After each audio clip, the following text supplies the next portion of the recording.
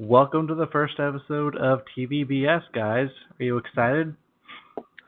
So excited. Okay, so what do you guys think? Game of Thrones. Oh, man, it was a good first episode. Yeah. Solid stuff. Very exciting. Yeah, I was pretty much out of breath by the opening credits. Let's start with the first scene. The Arya scene? Yeah. With the fells? Oh, man, that was like a way to open. I know, right? Did you guys see it coming? Well, I was like, wait, she killed him. You're not alive. How are you here? Is this a flashback scene? And I'm like, oh, wait, now I know what's up. Okay, right. I see what's happening. Yeah, as soon as he mentioned that it was his second feast in a week, then I was like, oh, everyone's about to die. Yeah. That was great. Okay, so then the scene after that was winter literally coming. Like the blizzard scene with all the White Walkers walking towards it. Like, you can only see the giants. Oh, man, zooming in on that giant's face was intense. I know, a giant zombie's terrifying. Giant zombie. Okay, so then we move on to, let's see, I wrote down Bronn. What did he, okay, yeah, he finally got past the wall. Yeah, he's returned to the wall. That was interesting when they're... Bronn? Yeah, I was confused there for a second. Bronn's the other guy. You're thinking of Bran. Bran, yeah. I'm sorry. I don't think we even talked to Bronn this episode. Nope. No. That was one I was thinking about when we were coming out with our death pool. He's probably going to die pretty soon. He would have been a good one to bet on. They had their chance, and they didn't. So I think he's good. Well, we didn't have any main character deaths yet, so our gamble's still going. Yeah. Yep. I was expecting they'd kill someone off in the first episode, but I guess they have all their popular characters left. I mean, the entire house of Freys is someone.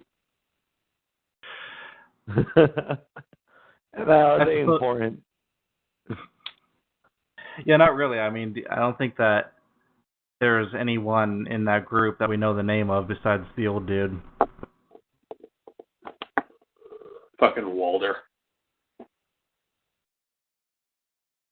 His death at the end of the last season was just so amazing. It was just so satisfying. And then seeing her take his face off of herself.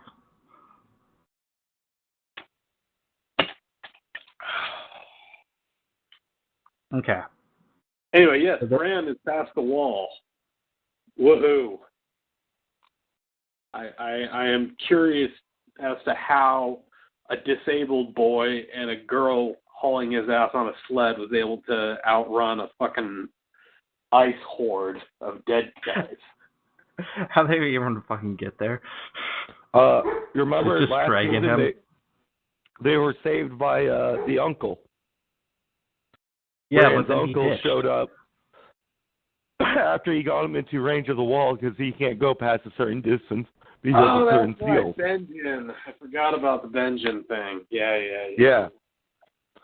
And, but then he ditched. And the area they're in, they're safe because White Walkers can't approach that area yet. They have to break a seal or something still, if I remember correctly. Yeah, Brandon the Builder put some fucking enchantment around the fucking wall or some shit.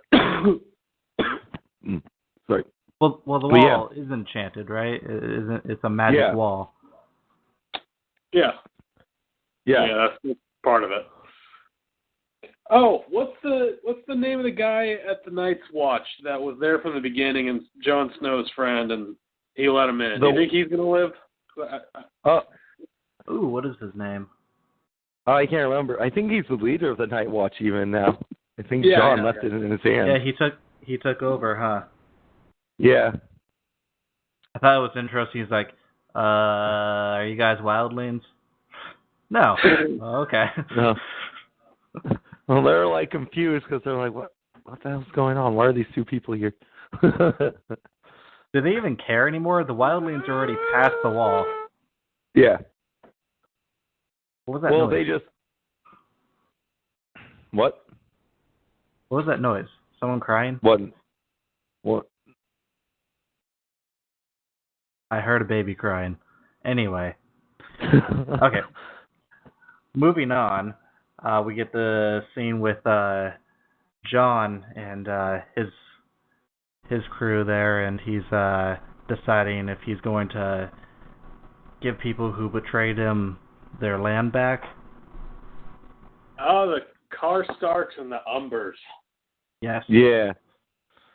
I was welling up at that scene. I'm like, oh, fuck, he's such a leader. I was wondering about it, like, is it the right decision or is it a weak decision? No, it's the right decision. The North needs to band together. Also, he's trying to go with more of an idea, don't punish the sons for the father's sin. I mean, I agree with that, but still, I mean, you know, like, you're just gonna like leave it to a couple kids and like, oh yeah, they're not gonna betray me because they're children. Whoa, those northern children, that like girl from Bear Island, she had more respect than any of those men in that room. They all listen to that girl. We can't let women fight. Like, are you kidding me, bro? I just love how it's like a little 10-year-old girl and she just makes them all ashamed of themselves. She's awesome, isn't she? She is probably the fiercest warrior in that room. Oh, yeah. Oh, give her another 10 years, she'd be killing them all. Is she adorable? I mean, I kind of find her really adorable the whole time.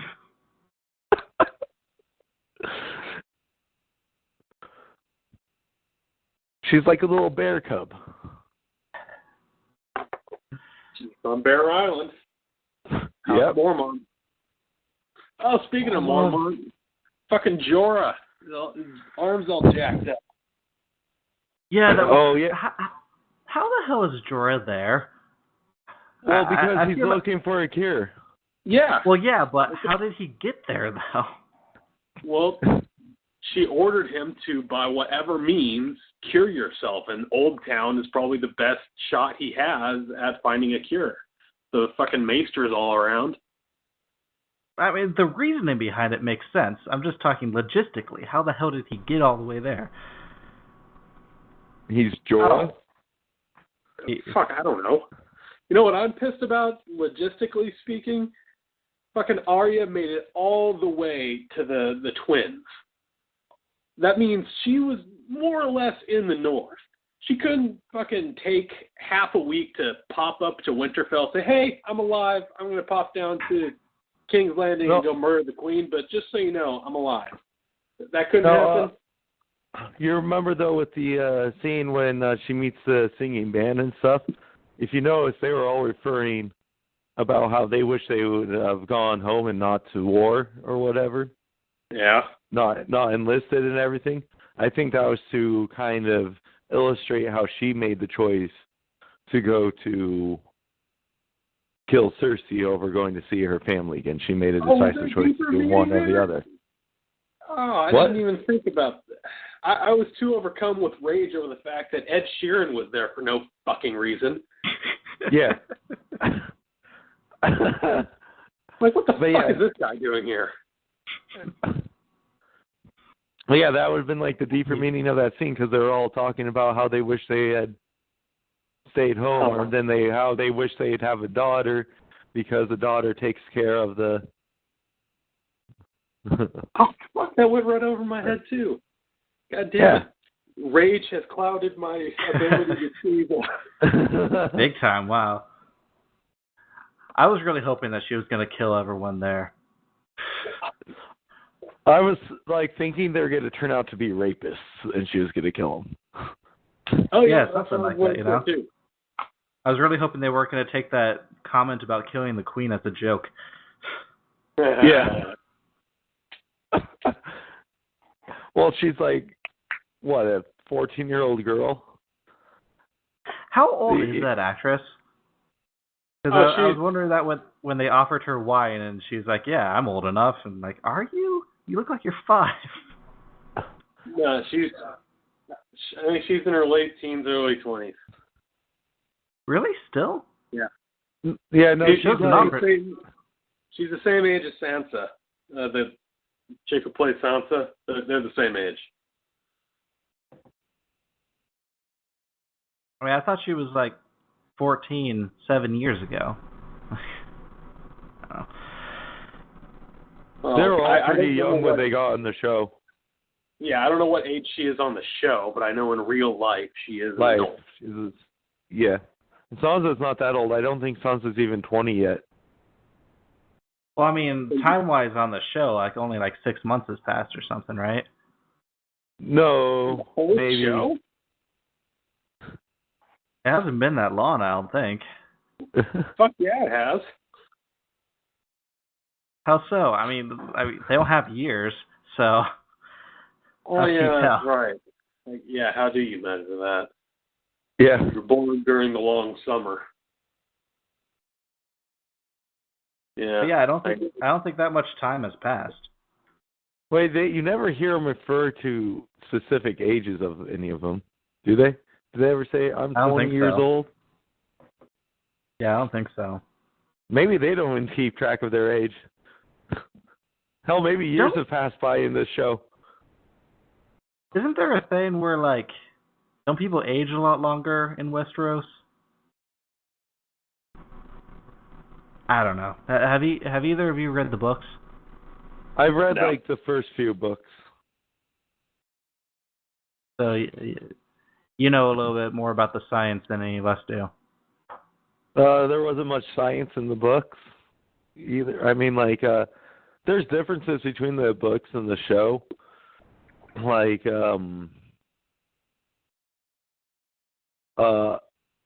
What's her name? Brienne of Tarth. There was supposed to be a point where she ran into the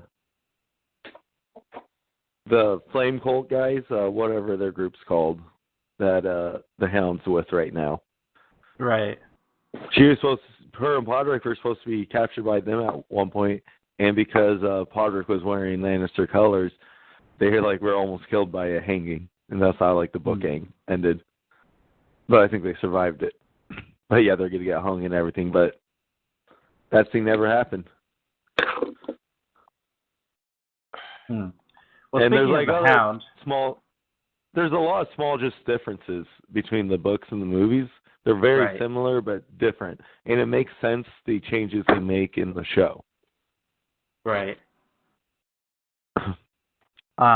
Anyway, speaking of the Hound, he's finally seen Jesus.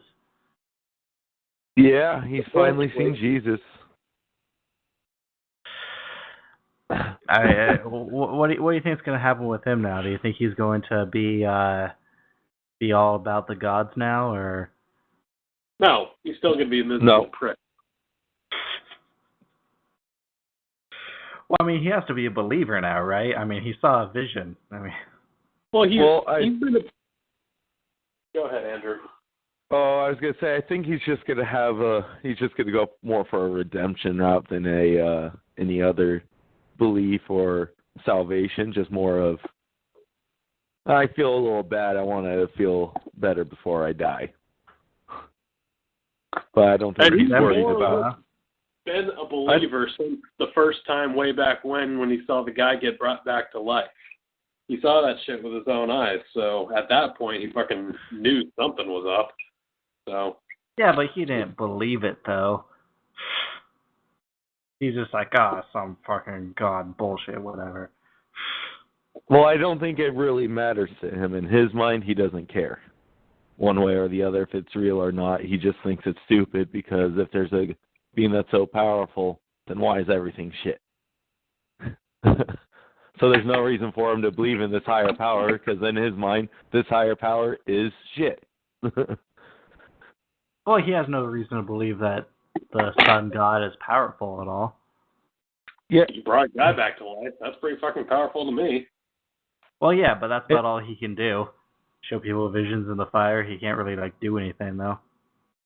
Yeah, so I just don't think there's any reason for the gang to feel like he needs to truly believe in this thing. I'm sure he believes something exists. Not just bringing people back to the life. I'm sure the Hound heard tales of what happened to that one Baratheon dude. Fucking dude blew up or whatever with the sun god spirit. Right? Are you talking about the dark shade thing that killed him? Yeah. So it can not only kill things, it can it can not only bring shit back to life, it can kill. It's powerful. But he wasn't acting on his own though. The sun god can't do anything on his own. He has to act for others. I'm thinking that the sun god is kind of the opposite of the Ice King. Yeah. It's just kind of like thinking that it's not more of that he's the savior or anything, but it's more of like he's the opponent or nemesis from the south to the Ice King in the north, and they're both always trying to conquer each other. And that's why their powers are limited, but now that magic's returning and everything, with the return of the dragons and everything getting unstable, both of them are gaining more and more influence over the world. Magic is returning. I haven't thought about it like that. Because, one of the things you see with the, remember in the last season when the woman in red saw she went to the group with the guy who died, the gang group that he's with right now. When she went and she saw, she's like, wait a second, how did you, a low priest level like you, drunk, bring back this guy? That's way beyond your ability. Even I can't do that. You haven't gotten that achievement yet. You have to go on more quests first. Yeah, but you remember how she was shocked by that, and then that's when she realized that the Lord of Fire is having more and more influence. Any idea where she is? Yeah. What do you think she's up to right now? Melisandre? Hiding. Just hiding? Hiding. Well, because her Lord of Fire failed her, and then the one she believed to save the day, John banished her, exiled her, and if she ever shows her face to the north, she'll be executed. She has no allies in the south because she had allegiance both with John and Stannis. But she's not afraid of dying. She just wants to live her life for whatever part the sun god has played out for her. Yeah, and I'm thinking she's going to just hide and bide her time for now and wait until there's the time she's needed. But right now she's just hiding because there's nothing else she can do. I don't think that we've seen the last of her yet. Oh, I'm not saying we've seen the last of her. I'm just saying she's hiding right now. Well, for how long? We don't have that many episodes left.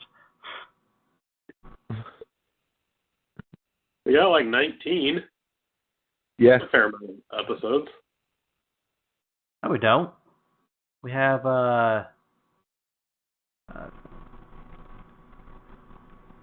we have 13. I guess that's not that big of a difference still. Yeah. She could come in at the end of the season, and that's still a long break. And who knows how much time passes in between each episode. I wouldn't really say she's hiding now. I just think that she wasn't in this episode. I'm thinking she's going to be staying low until there's some point that she's going to suddenly be needed, and that's when she's going to return. Don't forget, they skipped Bran for an entire season 1 year, so she just yeah. That's true. Don't get your hopes up. So that's what I'm saying is there's not that much time left. So if they're going to use her at all, they got to do it at some point soon. She's just on the back burner. We've been skipping around a lot. Let's go back to Jon and Sansa at Winterfell. So after their meeting, the two of them go up and walk her around, and they start talking about Cersei, and that's something that I wasn't even thinking was on their radar at all, you know? Yeah. Because of how, like Sansa said, like how much he is obsessed with the war to the north. He's not really thinking about the south, and I mean, for good reason. They kind of seem like they're completely different shows, you know? Oh, yeah. No, yeah, I think Jon, he's underestimating what Cersei's willing to do. And Sansa doesn't realize how horrible the Night Walkers are. I suppose, yeah. But what can Cersei do? I mean, she really didn't have much left. Yeah. Like Jamie said, she's got about 3 kingdoms under her with loyalty. Yeah. So is she really a threat at this point? Yeah, no, and that's why I'm thinking like Jon. He knows she's not a threat militarily from a military standpoint. Everyone in the military knows she's weak right now and she's on the losing side. But Cersei is known more by Sansa on a personal level, and Sansa knows that even if she's on the losing side, she's even more dangerous in a situation like that because you can't predict what Cersei's willing or capable of doing. How powerful are the Lannisters? Because, I mean, it seems like they've lost everything now, and they're still somehow very powerful. I mean... Well, the name is enough to allow them to probably borrow more money. Mm-hmm. They can borrow on their name, so there's that. They got a lot of bannermen. Yeah. So the only place they can borrow would be Braavos. Think their name's still good enough to borrow in Braavos? Maybe. Maybe. I have no idea. I mean, the kingdom was bankrupt, wasn't it? So yeah. That was caused by Robert. He put the kingdom in massive debt. Another thing I'm not understanding: how the hell did what's his name, the Uncle Greyjoy, like, why does he just have the greatest fleet in the world? They just built it just now? Yes. Well, he's like the greatest captain in all the seas, like he said. Like in the books when he's introduced, he's a very radical thinking type guy. But when he was banished from the Iron Islands, he like took over pretty much all of the pirates. He himself is a great shipman, and then people of the sea tend to follow and listen to him, and he knows how the sea works. Those boats I missed that. Yeah. Okay, so I missed that. So when he became the ruler of the Iron Islands, did he bring with him a bunch of pirate ships or something? Well, in the books, because when he was banished, he had no other option than to become a pirate. So he built himself his own fleet, and they were technically pirates. Because if you think about it, the Iron Islands are all kind of just pirates. What do? They pillage and sail.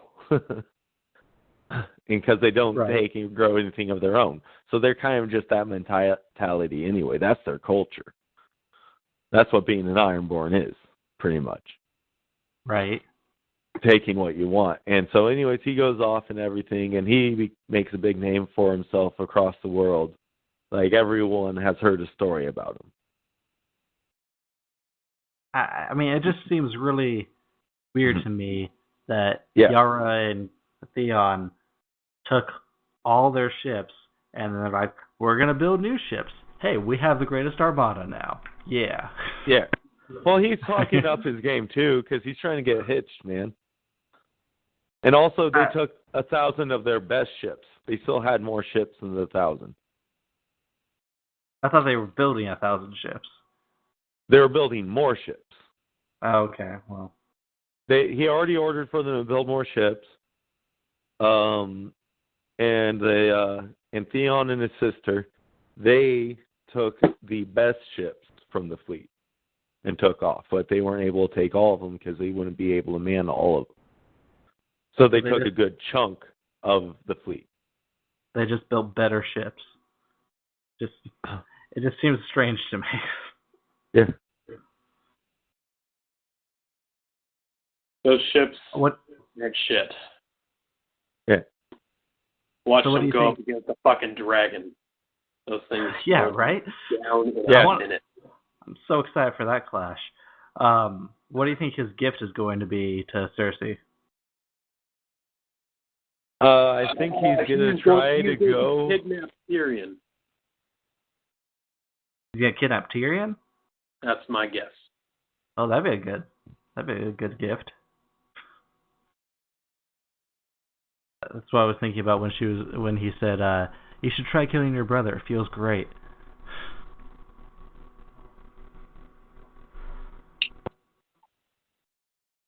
Okay, I've got...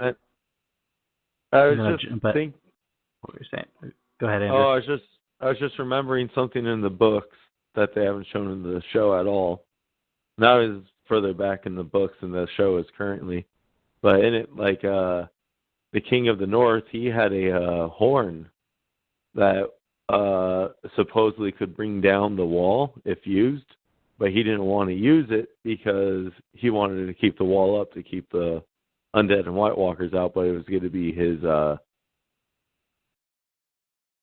no other option card, but he ended up not using it.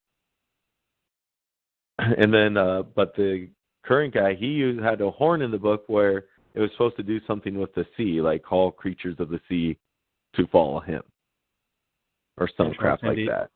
Do you think that's going to come up in the show? I don't know, because like they haven't mentioned anything about horns or anything, and they're very vague on exactly what the horns even did in the books. And it's just like I just noticed they've never brought up these horns because there's 2 of them. Okay. Well, yeah, we'll see if that happens. Yeah. That was just something from the books mentioned. Sorry. So. When Jaime first entered the room with Cersei, I felt so tense there. I thought that he was going to bitch slap her or something. Because we hadn't seen them interact since Tommen died. And season 6 ended with him entering the throne room and just staring at her angrily, you know? Yeah. Yeah, that's going to be an interesting dynamic going forward. Yeah, she's just losing her mind now. I think she's always had her mind lost. It's just she has even more pressure now. So now it's really gone. She's gone into full bitch queen mode. I want to know, like, he kept on trying to get her to do something different, but what was his plan? What did he think that they should do? Just not go to war or what? Yeah, wait out the winter. Wait out the winter, find allies. There's no reason to go to war right now because if they don't build up for the winter and if they don't keep their peace with the Tyrells and everything, to just go on the defensive and just try to survive the winter because he's like, we can't fight a war if we're starving. Wait, so what does she want to do? She wants to fuck everyone up. Conquer. Just everyone? Whatever the cost. I mean, really what they should do is somehow try to make some sort of a pact with Jon that they'll fight his war against the northern armies if they'll help them defend themselves against Daenerys. The Starks and Lannisters will never, ever make any agreement. But they Starks, should. Can't we all just get along? I'm sure the Lannisters would be willing to do one, but the Starks would never accept one or want to do one with the Lannisters. Starks just want the Lannisters dead. Who does she have left? Let's think about this. Can you think of what possible kingdoms are still under her purview? King's Landing. Iron Islands now. Iron Islands. No. Potentially Iron Islands. So King's Landing, Iron Islands, and their home Casterly Rock. Casterly Rock, yeah. And the Freys and the who were killed. The Freys. Well, the Freys are all dead. So fuck them. Yeah. But the main Freys are dead. I mean, their armies are still there. Yeah. That I'm sure they're just going to inherit those armies now.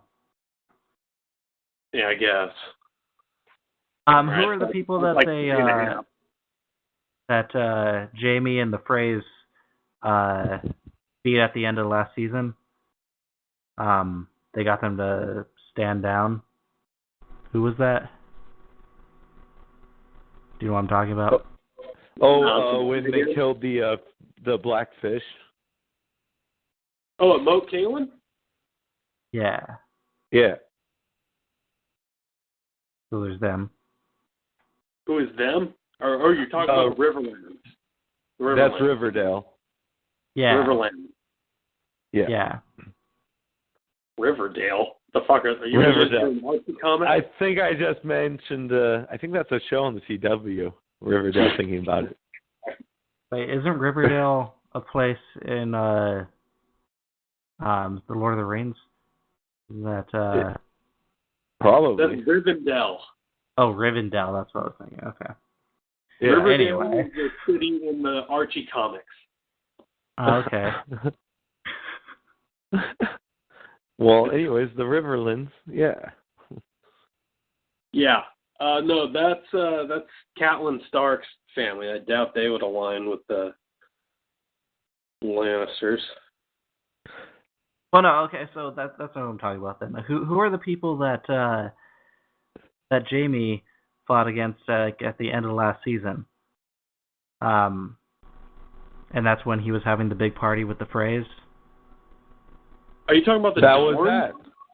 Yeah, he attacked they were laying siege, but all the Freys sucked at military, and he came up, gave a speech, they opened the doors, and only the Blackfish died, and everyone from the right, who are those Riverlands are captured. Wait, those are the Riverlands? Yeah. Where So the Blackfish was captured or killed. So they have that captured then. They don't need to make an alliance with them. That's theirs now. Yeah, but they don't gain any military force from it currently. Oh, okay. In fact, it just spreads them out. Because it's just more land for them to try to hold and maintain. During that opening, or when Cersei and Jaime were walking over that map on the ground, and she was like laying down like, we have the east to the south, east to the north, east to the east, and east to the west. Everyone's coming at us from everywhere. I mean, it just really made them seem like, oh, you guys are fucked. I mean, come on. Is this even a story anymore? I mean, you guys are just done. That's why I'm saying the thing with Sansa not underestimating Cersei. I think everyone's going to go into underestimating Cersei because she's in such a bad position. But that's when Cersei's at her most dangerous. Probably self-destructive. She's going to screw herself just as much as she screws everyone else, but she won't care because she's screwing everyone else too at the same time. That's the type of person she is. Like, she's totally going to kill Jaime, right? Like, that's going to happen. No, I think Jaime's going to kill her. It would be fitting that the Kingslayer also kills the Queen. I mean, that'd be nice, but I feel like Jaime's going to somehow try to help out Tyrion at some point, and then Cersei's just going to kill them both. So I think when he's going to choose Tyrion over her in the end. Yeah. And that's what she's like you were tell. saying. But I think he's going to kill her because she's going to be trying to kill Tyrion. Or he's killing her because she might want to do something horrible, killing a bunch of people like the Mad King who he originally killed. Seeing her lost in her madness and grief, killing her before she makes a call. That's too far. I don't know. I think he's going to be soft, and he's not going to be able to do it, and she's going to be relentless and crazy and kill him. Sure, probably. It would make sense for him to die, and then, yeah. Could go either way. And then she'll have no one. Yep, which would be perfect. How many episodes are we going to have to wait before Daenerys Targaryen and Jon Snow become aligned? Because, there's so many... It's going to be like the end of the season. Yeah. Like the last 3 episodes. She's going to be like, yeah, I own all the lands. And then Jon's going to show up and he's like, yo, we're getting overran with zombies up here. What the hell are you doing? Bring them dragons up. Okay, so... And then how many episodes is it going to take before Bran gets to Winterfell? Like, it'll happen at the end of the season. You'll be like, how did Daenerys conquer an entire kingdom? And it took Bran an entire season to travel a day. From the Wall to Winterfell. Yeah. With help from the Night's Watch. It's going to take forever. He's got to get down there soon, hopefully. I mean, come on. It's just been fucking forever. But okay. I'm thinking they're still going to try to keep the 2 Starks currently in Winterfell as just the 2 of them for a bit to build a tension of leadership between the 2. Because I think Sansa is going to become very jealous of Jon. Mm. And Jon is going to get annoyed with all of her counter ruling, where he's trying to get stuff done, and she's always interjecting at the worst points. And backseat ruling. Yeah, like side reeling and stuff, and then just doing things that's just like, come on, why are you doing this? Why are you making it harder? Another thing that bothered me, why was Dragonstone abandoned? That was a beautiful place. How come there's no one there? She just drives up like, okay, thanks for leaving this base here for me. Like, what the hell? Well, that's because it was held by Stannis, and Stannis took literally everyone to the Wall. That's not good it was enough an reason. abandoned keep. Yeah, no one went and took it over. I don't know why no one one sent any army. All the homeless people in King's Landing go and take over this place. Have a nice new house. Come on. Here's a real-life example about that. Detroit has enough abandoned buildings to give a home for every single homeless person in the United States. You don't see that happening. But those are, like, shitty abandoned buildings. This was a castle. Yeah, and you take over a castle to a homeless person. Yeah. But there's a long way food to go. there and items that are worth money and shit. I mean, it was just in the plan of the Lord of the Light to give it to Daenerys. I guess. Okay, the last thing that we got to talk about is Sam. Charlie? Yeah. Charlie. And his I want him to become a working wizard. in the library. I know. What about him? Okay, so he's working in the library now. The conditions are shitty as hell, and he's trying to get into the restricted section, and he doesn't have an invisibility cloak. And Yeah. He ends up very easily just stealing the keys and then stealing some books and finding some cool information about the mountain. Well, he already did find some information. He found out the importance of the Dragon Keep that Daenerys is now at. That's where the largest mine of Dragonstone is. Oh, really? That's the same place? Yeah, Oh, okay. because Dragonstone was built by the Targaryens after they took over. And they built it on top of the old mine for Dragonstone when Dragonstone was valuable. But people forgot why Dragonstone why it was valuable. I thought that the mine that Sam read up about was on the wall, though. No. I'm pretty sure it was at the Dragon Keep, which is where Daenerys is at. Because he was saying that it's where it's located where the wall meets the water. Maybe I misunderstood. You might be right. But no, because he even mentioned Stannis, though, in it. He said, Stannis mentioned that under his keep. It's like, I didn't think about it. Mm-hmm. I'm going to figure this out. I don't know, you got anything to say, Dwight?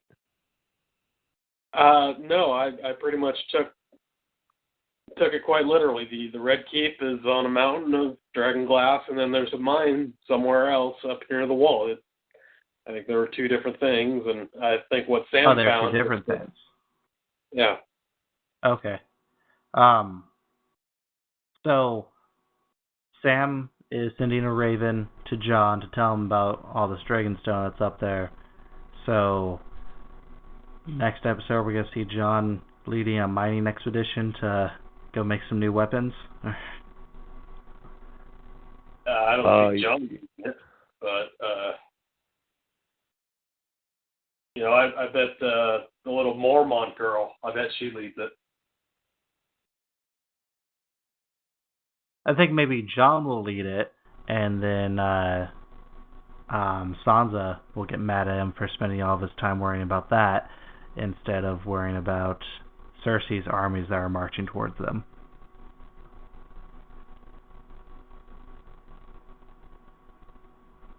Littlefinger's still around too, and I'm thinking he might start to try to manipulate the two Starks against each other.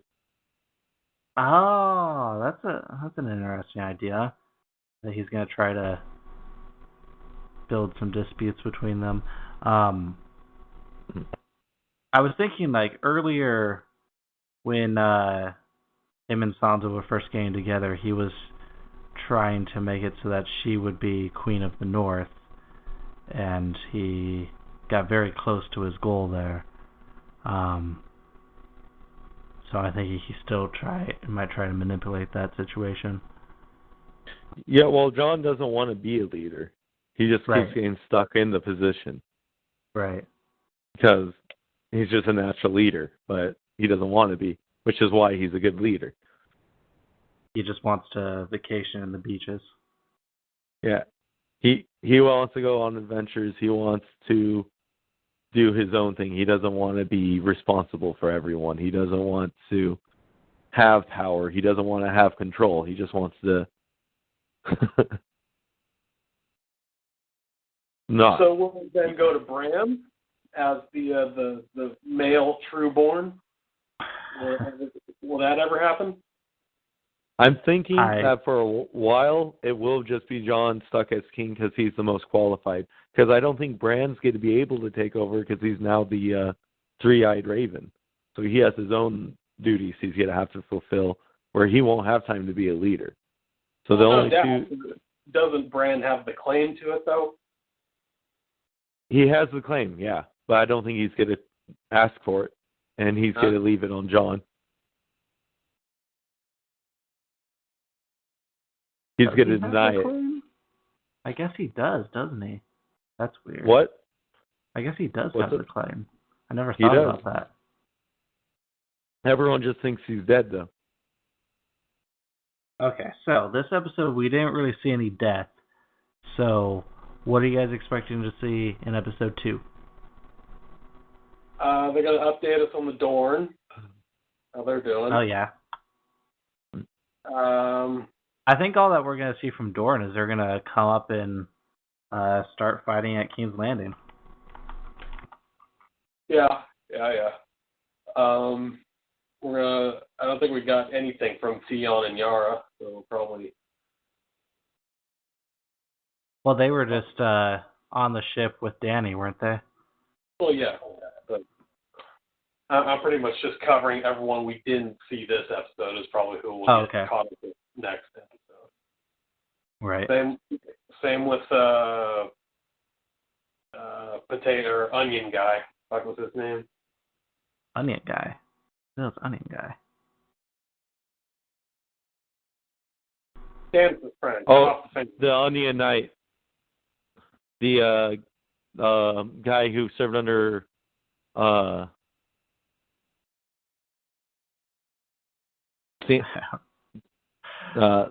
or whatever. Stannis. What was his name? Danny. If I don't remember who he is, his name's probably not going to help me. He's the guy that he had a finger cut off because he used to be a thief. Or not a thief, a smuggler. God, that's not ringing a bell. He serves under Stannis. He learned to read from Stannis' daughter. Davos. Davos, thank you. Yeah. Right, he's the guy who I think is going to die. Right. Yeah. I think he's too noble. That's why I think he's going to die. No, right. I think he's going to build a relationship with the little bear. Now, who's the little bear? The girl. Of Bear Island. Yeah. Because she seems to remind him of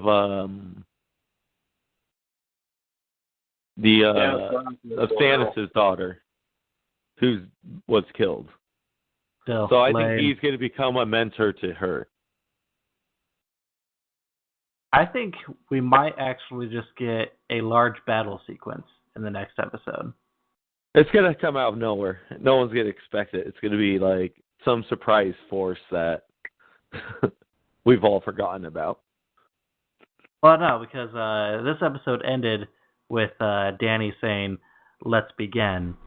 And the title of the next episode is Stormborn, so I think it's going to be all about her, and she's going to begin her attacks.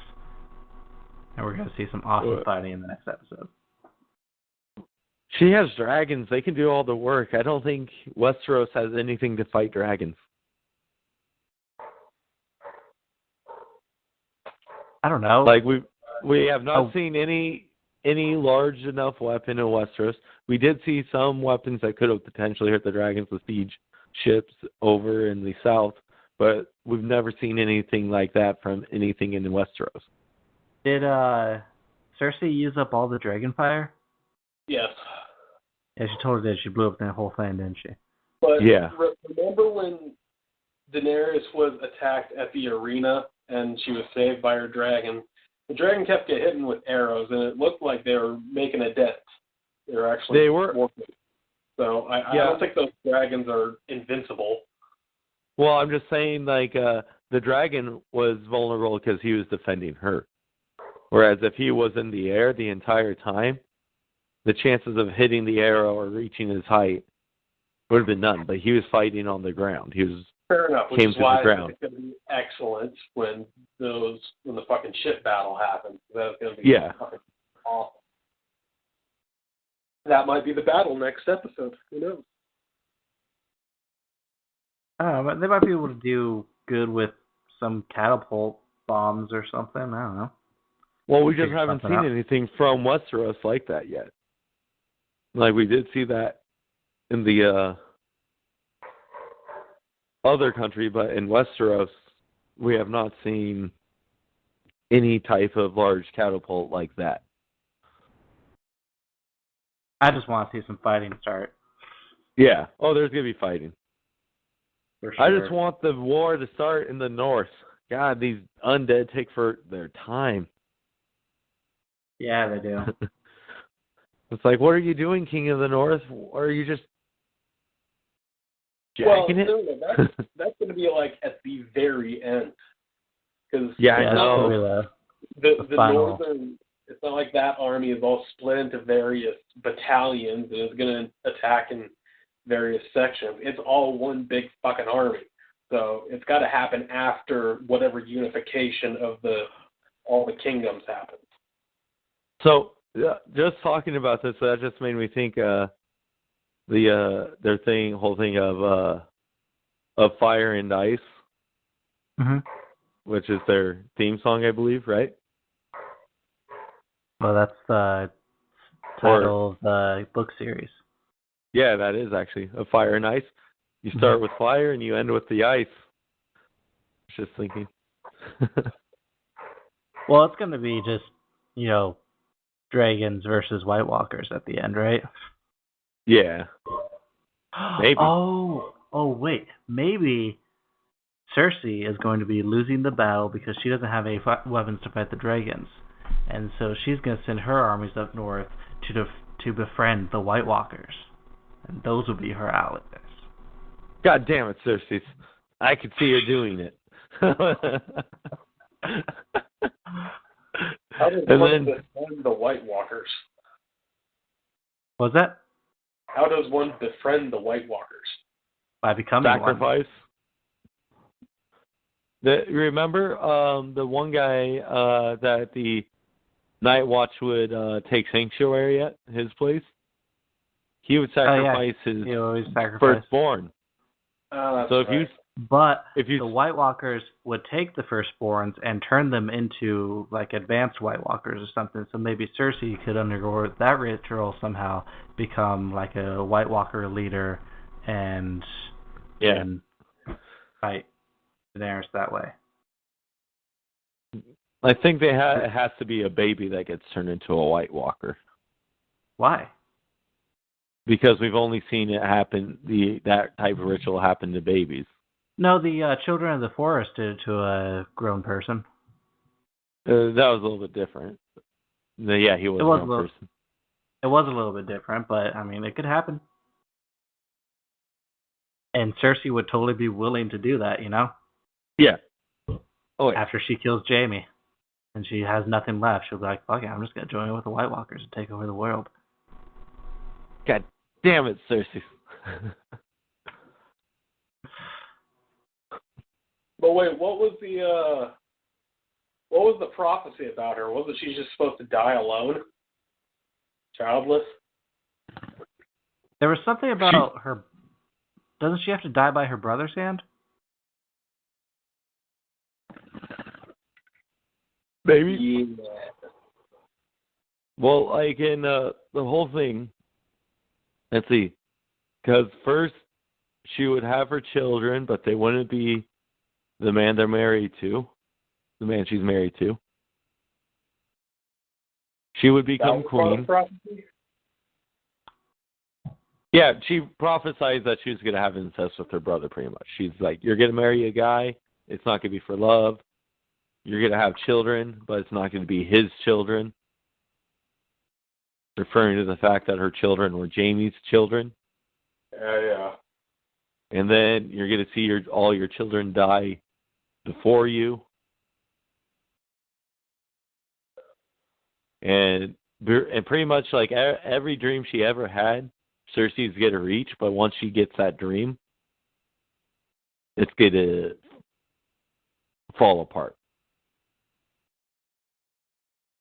Because she wished to be the most beautiful woman in the Seven Kingdoms.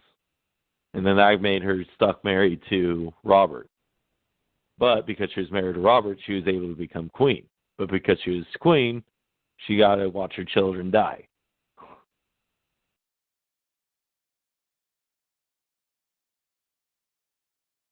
Like, I don't know. You guys get what I'm saying? I'm trying to look it up. I can't seem to find it.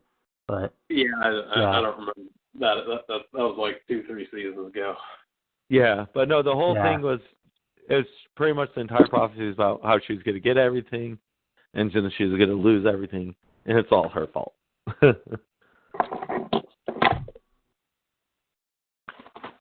Okay. Dwight, do you have any theories for next episode? Theories? Yeah.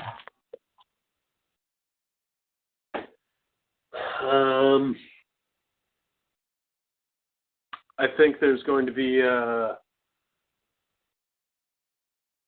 interaction between the wildling leader and big tall blonde lady. Oh yeah.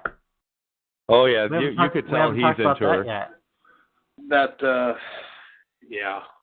I thought that was about to happen. There was like one scene when he was walking towards her, and she was like, "Yeah." So. Oh, he's checking her out. Oh yeah. Yeah. He's going to be headed to the one of the fortresses along the wall here in a bit. Oh, so yeah. I think the next episode is going to be them packing up and about to head out, and he's going to try to say something or other to put himself in her mind. It's going to be a situation where like she's going to think that he's going to die, and so she's going to be like, "Tell you what, if you make it back, then we'll do something." And then that's going to be his like driving force for the rest of the series. I gotta get me some giant woman. It's such a beautiful relationship. Andrew, what do you think is going to happen? Their children would be giants.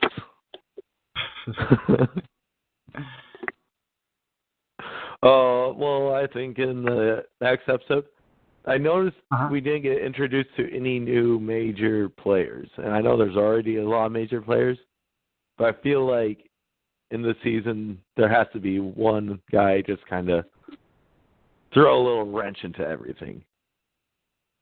I don't like that. Yeah. Like, just someone minor, just someone to kind of twist things up, just to give a little bit unexpected. So I'm thinking we're going to get introduced to a new character here soon. We got introduced to Sam's mentor kind of guy.